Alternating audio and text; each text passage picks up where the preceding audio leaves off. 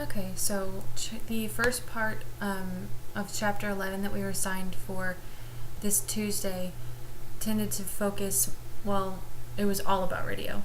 So it started out by talking about how radio is still a substantial, there's still a substantial amount of people that listen to the radio, and that revenues have increased over the past couple years, and how they're projected to continue to increase. And it talked about some things that it changed the foundation of radio, like the media consolidation that happened from the 96 Telecommunications Act. And the other thing that changed the foundation of radio was who the competitor is, and how that's changed, because it used to be in the past that a single owner would own maybe one or two stations in a market, but now owners can own like 5 or 6 stations in a market. It talks about how programmers are like brand managers, and how owners, once they started to figure out that it was working for them, they would program to have a narrow format as far as content and the audience goes. And two factors that make it important to look at the elements of programming in a broad sense instead of a narrow sense were the growth of digital media platforms and the convergence of media forms. Beginning broadcast was AM radio, and it appealed to an extremely broad audience. And then TV came about, and it took a lot of radio's audience as well as a lot of radio's programming. So radio responded by, instead of programming for a broad audience, they started to program for a niche audience. But the first music format was the Top 40 radio, which wasn't genre specific, and while everybody else in the radio was kind of looking for these niche audiences and programming for them, the Top 40 stayed the same. It stayed pretty genre non-specific. The number of stations and competition started to increase, and FM was invented, which offered a higher quality audio. So programmers started to see the importance of segmentation and catering to specific audiences, like I was saying a couple minutes ago. But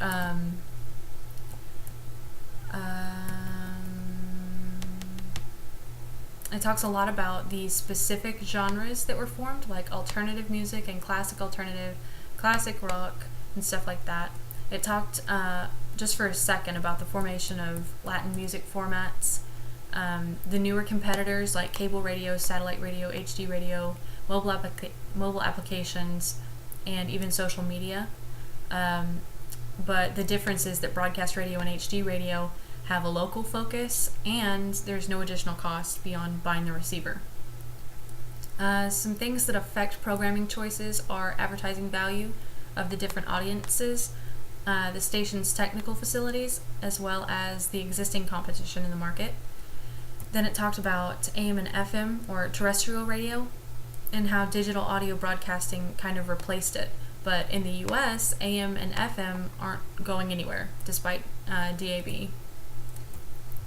Then it talked a lot about cable radio and cable systems, along with some satellite televisions and like DirecTV and Dish, and how they offer digital audio channels alongside digital television.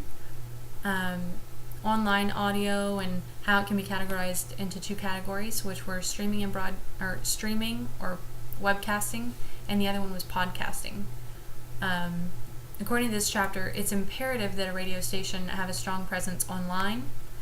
The problem for stations is that there's no great way to approach digital integration as far as the internet's concerned, and a lot of problems they came up against were how expensive it was, that it really didn't have that many listeners, and there was a lot of times an insufficient bandwidth, and of course additional streams online mean additional royalties, but those who did succeed at it attracted a lot of a new audience that helped increase the traditional station listenership, and online audio provided additional revenue from advertisers. The dominant providers, it talked a lot about, or it didn't talk a lot about the dominant providers, it just kind of mentioned them. Clear Channel, Cumulus, CBS, Univision, Westwood One, NPR. It talked a little bit about Arbitron and how it's the provider for radio audience information in the U.S., kind of like Nielsen is for television. The program director's job, it talked a little bit about how it's analysis and design and implementation and how it's just kind of a cycle of that. It talked about what was important for AM versus what was important for FM. AM, power, frequency, and license limitations are important, whereas for FM, the main things were power and antenna height. It talked a lot about market analysis, which is aided by Arbitron, and how you have to identify geography, compile lists of radio stations that exist in the metro, converge maps and demographic profiles, and then look at all the opportunities, obviously, that exist in the market.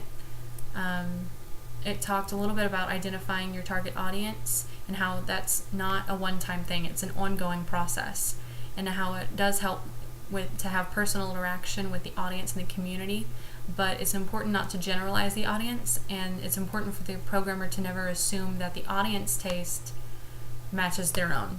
So that's why formal research is great for that. I guess it works better. And the main goal is, of course, if you know your audience, you can better sell them to advertisers. It talks a little bit about budget and how management has to expect ongoing costs for promoting advertising and the very expensive consultation prices. Of course, it talked about the desired audience, or the most desired audience, which was the 18 to 49 or the 25 to 54 age groups. And how now advertisers are seeking the baby boomer generation, and radios tend to program and cater to that generation. The market is controlled by three significant group-owned station clusters, and HugeCo owns the most stations in the market. There was quite a big section on stations that are leading the market with certain segments and programming, and it went into quite a bit of detail about their formats and possible ways to increase their market share and profits. And then it talked about the steps for creating a new format, or revamping a format. And the main goal is for a station to fit into the listener's desired lifestyle in all regards, basically position itself, and a music library should then be created, and then the proper licenses have to be acquired in order to broadcast that copyrighted music. And online streaming, of course, is going to require separate licenses and royalties. And most music libraries today are digital. The digital automation system is just computers that run the radio station, the entire thing, and it can hold all the music, all the imaging and promos and commercials for that station. The four main elements that go into creating the sound for the radio station were the music, the jocks, the imaging, and of course the commercials. Then it talked a little bit about creating clocks, which is just a template of each hour of a station's programming divided into portions of music and station elements and commercials.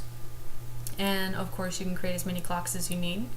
And then the last thing it talked about was the day parting strategies, and how the most common use of the Arbitron defined standard day parts is used, and which are the morning drive, middays, afternoon drive, evenings, and overnights.